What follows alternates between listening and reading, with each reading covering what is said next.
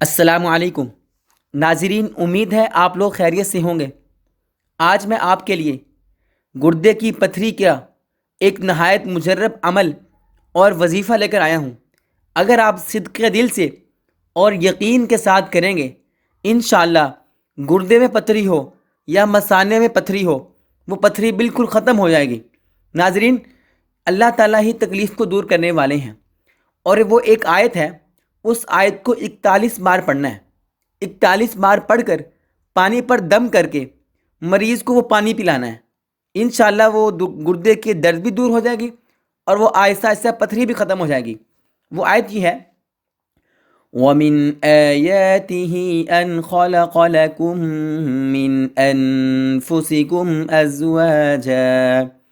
أَزْوَاجًا لِتَسْكُنُوا إِلَيْهَا وَجَعَلَ بَيْنَكُم مَّوَدَّةً وَرَحْمَةً إِنَّ فِي ذَلِكَ لَآيَاتٍ لِقَوْمٍ يَتَفَكَّرُونَ۔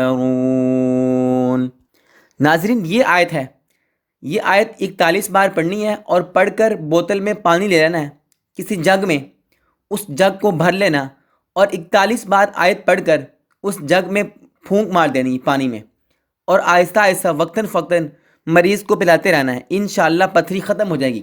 دوسرا وظیفہ، گردے کی مثانے کی پتھری ختم کرنے کا دوسرا وظیفہ اور نہایت مجرب ہے، وہ ہے سورہ الم نشرح پڑھنی ہے، جو کہ 30ویں پارے میں ہے، الم نشرح لک صدرک۔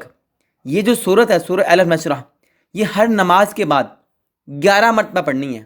دن میں 5 نمازیں ہیں، تو ہر نماز کے بعد 11 مرتبہ سورہ الم نشرح پڑھنے کے بعد پانی پہ دم کرنا ہے، دم کر کے مریض کو وہ پانی پلانا ہے۔ انشاءاللہ اس سورت کی برکت سے وہ پتھری آہستہ آہستہ ختم ہوتی جائے گی، اور تکلیف بھی دور ہو جائے گی۔ آج ہم ڈاکٹروں کے پاس جاتے ہیں، لیکن ہمیں پہلے قرآنی عملیات سے، قرآنی وظائف سے ہمیں رجوع کرنا ہوگا، اس طرف آنا ہوگا۔ قرآن میں بڑی تاثیر ہے، اللہ نے قرآن میں بہت تاثیر رکھی ہوئی ہے۔ اللہ کہتے ہیں وَنُنَزِّلُ مِنَ الْقُرْآنِ مَا هُوَ شِفَاء، ہم نے قرآن اتارا، اس میں شفا ہے۔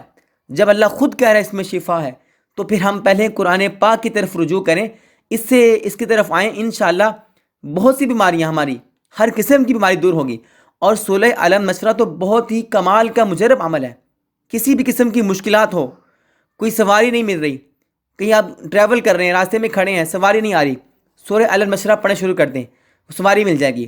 کوئی مریض ہے اور فوت ہونا قریب ہے، قریب المرگ ہے، لیکن اس کی روح نہیں نکل رہی، روح اٹکی ہوئی ہے، اس کے پاس سورہ الم نشرح کی تلاوت کریں، انشاءاللہ وہ روح بھی نکل جائے گی۔